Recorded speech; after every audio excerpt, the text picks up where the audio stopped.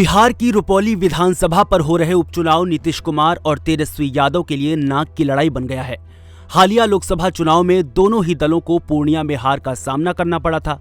अब रुपौली उपचुनाव में जीत के जरिए दोनों दल 2025 चुनाव से पहले अपनी सियासी उम्मीदों को नई उड़ान देने के लिए पूरी ताकत झोंक रहे हैं। मुख्यमंत्री नीतीश कुमार ने रुपौली में जब जब प्रचार किया तो उनके निशाने पर सीधे तौर पर बीमा भारती रही।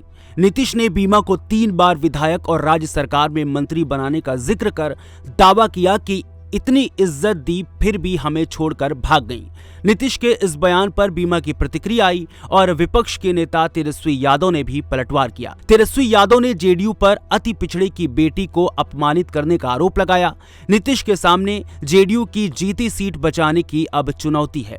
वहीं तेजस्वी के सामने ये साबित करने की चुनौती होगी कि लोकसभा चुनाव में आरजेडी ने वोटों का जो समीकरण गढ़ा था वो कोई तुक्का नहीं है। गौरतलब है कि बीमा भारती 2020 में रुपौली सीट से एनडीए की ओर से जेडीयू के टिकट पर जीती थी। यानी इस एक सीट पर उपचुनाव के लिए उम्मीदवारों के भीषण युद्ध छिड़ चुका है, क्योंकि मामला त्रिकोणीय हो गया है। बीमा भारती के सामने नीतीश के लिए शिक्षक कलाधर मंडल मैदान में हैं, तो लोजपा से पूर्व में विधायक रह चुके शंकर सिंह टिकट नहीं मिलने पर निर्दलीय मैदान में उतर आए हैं। वहीं सबकी निगाहें सांसद पप्पू यादव पर भी टिकी हैं, क्योंकि इन्होंने जाकर बीमा भारती से मुलाकात की थी और ये इस लोकसभा सीट से जीते भी थे। ऐसे में बीमा भारती का पलड़ा थोड़ा सा भारी जरूर हो जाता है। और फिर हमें ये भी ध्यान रखना चाहिए कि लोकसभा चुनाव में आरजेडी भले ही 4 सीटें जीत सकी, मगर सूबे में उसकी अगुवाई वाले गठबंधन ने 10 सीटें हासिल की थी।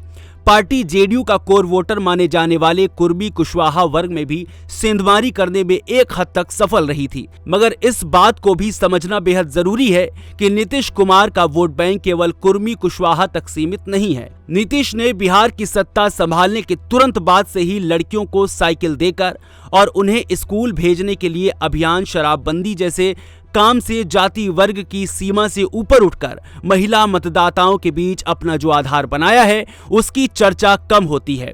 लोकसभा चुनाव में नीतीश की पार्टी तमाम खेमेबंदी और विपरीत परिस्थितियों के बावजूद अगर साख बचाने में सफल रही तो उसके पीछे इस वोट बैंक की बड़ी भूमिका थी। रुपौली उपचुनाव में भी नीतीश और उनकी पार्टी को महिला मतदाताओं के नैया पार लगाने की उम्मीद है और मुख्यमंत्री या एनडीए के नेता बीमा भारती पर जुबानी हमले करते समय अगर एहतियात बरतते नजर आ रहे हैं तो उसके पीछे ये भी एक वजह हो सकती है।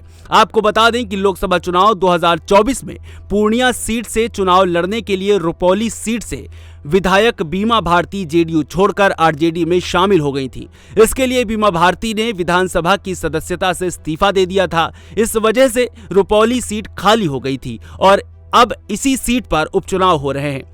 आपको बता दें कि रुपौली विधानसभा में 3 लाख से ज्यादा मतदाता 11 उम्मीदवारों के भाग्य का फैसला करेंगे। इस निर्वाचन क्षेत्र में कुल मतदाताओं की संख्या 3 लाख से ज्यादा है। इसके लिए 321 मतदान केंद्र बनाए गए हैं। इनमें से 291 ग्रामीण क्षेत्रों में हैं। वोटिंग के बाद मतों की गिनती शनिवार 13 जुलाई को होगी। फिलहाल देखना दिलचस्प होगा कि इस सीट पर किसका जादू चलता है और कौन अपनी नाक बचा पाता है।